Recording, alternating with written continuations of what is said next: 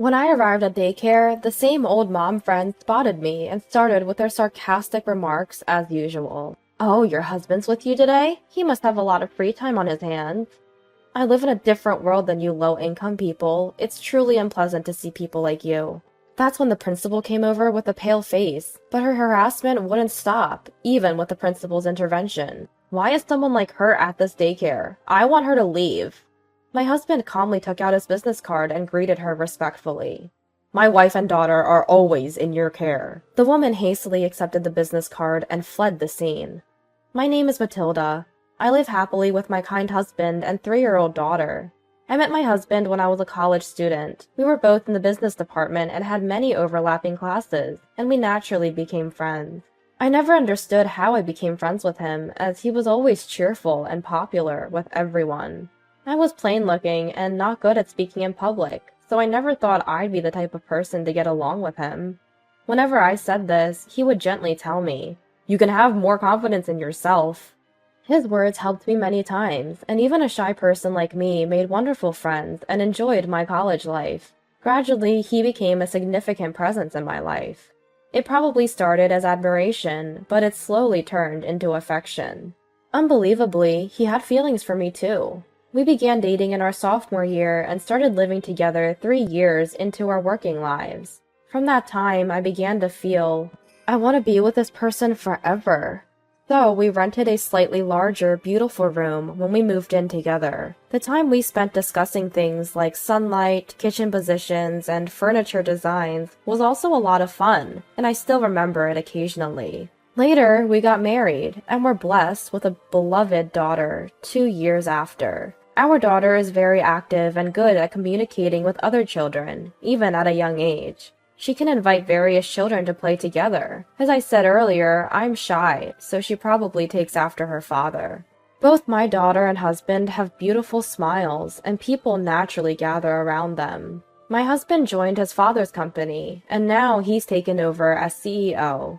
At first, people questioned if he got the job through connections, and it was tough for him. But watching his honest and constant effort, people's perceptions of him gradually changed. His wonderful traits, like talking to everyone without discrimination and always being considerate of those around him, have remained the same since we met in college. Even as his position changed, my husband's attitude never did. That's why he's admired by everyone at the company, always at the center of it all, a reflection of our daughter. I love and respect both of them so much. But what about me? I'm trying my best, but I can't seem to gain confidence and end up feeling anxious. And it shows on my face. My husband and daughter always seem to sense when I'm feeling down and encourage me. Words from my husband like, "You can have more confidence in yourself," or my daughter's, "I love you, Mom," have been my salvation. When my daughter started going to daycare, the mothers living nearby, who had children of the same age, taught me various things. Thanks to them, even shy me was blessed with mom friends at daycare. We've been living in the same place since we moved in together, but one day, because of my husband's situation, we had to move, and our daughter had to go to a new daycare. It's sad to leave this town where we have so many good friends, but it can't be helped. We were determined to do our best in the new place as a family of 3, and I was a bit worried if my daughter, who had to suddenly change daycares, would fit in well. But now, every day, my daughter goes to daycare happily, even after the change. Seeing her make friends so easily in the new place, I was impressed. It seems that my worries about her fitting in were unnecessary. On the other hand, I was struggling to make mom friends at the new daycare. It seemed like I was the one who should have been worried. I was almost in despair at the towering wall before me, wondering if building relationships from scratch in an unknown place could be this hard.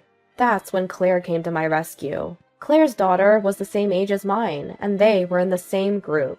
To me, someone who finds it hard to initiate conversations, Claire was like a savior. But, "Good morning, Matilda." "Good morning. Wow, you look fabulous in that outfit today." Claire was always wearing dazzling clothes. Not just that, she also carried a high-end designer bag. "Really? This is a new dress my husband bought for me." At first, we just made small talk. But gradually, Claire began to belittle me daily, one-upping me about education, her husband's income, children's activities. friends' professions, and more. With no other mom friends, I was becoming Claire's daily target, and I didn't know what to do. I was laughed at for my terrible outfits, or ridiculed. You carry the same bag all the time. Is that the only one you have? To be honest, it was a considerable strain. But time passed and I couldn't confide in anyone. And today, Claire found me and approached me again. "Matilda, you look so casual again today," she said, laughing at me with a snort. Then, as if remembering, she asked, "So what does your husband do, Matilda?" "My husband is the president of a company that delivers car parts to factories," I was about to tell her. "At the factory?" when she interrupted. "Oh, factory work. That must be a low-income, tough job every day." Claire assumed it was factory work and cut me off. First of all, calling people working in factories low income was rather inappropriate, I thought. I really don't like Claire. And I was wondering why she always acted as if she was mocking people. According to what I heard, Claire is apparently the daughter of the daycare owner. And because of that, nobody dared to stand up to Claire. So she was free to do as she pleased. I used to think that I could endure the minor discomfort I felt, but Claire's harassment escalated, day by day, finally affecting my daughter as well. "Don't get close to Matilda's family. They're poor and don't earn much." That's what she spread around, isolating my daughter and me. She might have been going around telling the children, "You can't play with her." My daughter was always able to make friends with various children, but this time she couldn't, and she felt down. "Nobody wants to play with me anymore." When she said that, I was tormented by not knowing what to do to help her, even though I wanted to. I want to protect my daughter. However, with Claire doing whatever she wants to us and everyone avoiding us, what can I do? I was afraid to take action, thinking that if I sought help from teachers or other mothers, the situation might worsen. Above all, I was infuriated and felt pathetic that I could do nothing for my daughter on my own. At that time, there was one mother who talked to us without caring, but she too ended up being harassed by Claire. And the other mothers distanced themselves from us even more. I thought I shouldn't cause trouble to the other mothers, and I couldn't say anything. Meanwhile, taking advantage of my inability to do anything, Claire would daily taunt us. If it were just me, I could bear it, but I can't leave things as they are if it's affecting my daughter. It's a situation that must be dealt with as soon as possible. Finally, I consulted my husband about the incidents at daycare and the awkwardness that had arisen. He said, "It must have been hard, thank you for telling me," and suggested that we go pick her up together from now on. Indeed, going together does seem to ease the burden a bit. Although I felt bad for my busy husband, I couldn't thank him enough for creating time for us with a smile. "Matilda, you're taking on too much alone. You can rely on me and everyone around us." At those kind words, the tension I'd been feeling lately gave way, and tears flowed. The very next day, my husband and I went together to pick up our daughter. I wanted to avoid making our daughter feel uncomfortable, so I had told my husband that even if Claire said something, he should not argue back or raise his voice. "We're just going today to see what the situation is like. That's our feeling about it. Maybe just the fact that my husband is with me will change Claire's attitude." When we arrived at the daycare, as usual, Claire spotted me and made a sarcastic comment. "Well, your husband is with you today. You must have a lot of free time." She didn't care that my husband was right next to me. The mothers and teachers around us looked taken aback by the scene. Then, Claire abruptly started talking about herself. "I live in a different world than people like you." Apparently, Claire was raised by strict parents and had been treated with great care since she was a child. She had been sternly disciplined to choose friends and lovers based on education and income. That's why I find people like you utterly displeasing.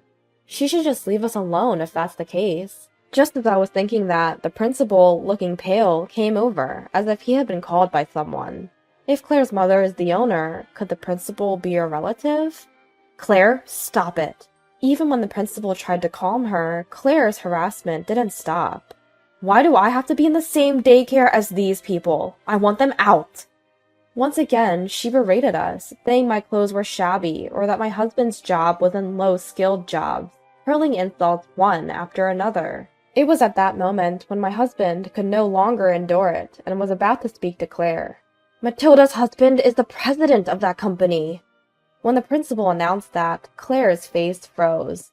And then my husband took out his business card and politely greeted Claire. "Thank you for always taking care of my wife and daughter." Receiving the business card, Claire seemed to panic more, and hurriedly left the scene. "I'm sorry, I wish I had noticed sooner." The principal said that. The principal told us that she was Claire's aunt. Claire had mentioned it earlier, and she confirmed that they came from a family that always valued titles. I was shocked by the sudden turn of events, but I felt genuinely relieved, thinking that the misunderstanding had been cleared up and that I wouldn't be criticized anymore. After a while, my daughter came running towards us from the school building, with a big smile on her face. "Mama, Pop-Up's picking me up today too!"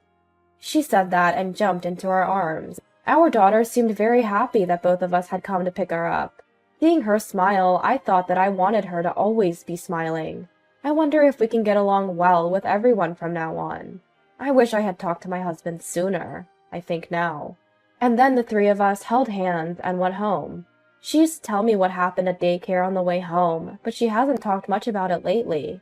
When we got home, our daughter said softly, "I wonder if my friends will play with me again if I call them." Hugging her after hearing that, I apologized. "I'm sorry I made you feel sad. I feel worthless that I couldn't do anything for her sooner." "Don't hesitate to tell me if you need help," my husband said, as if he knew what I was feeling.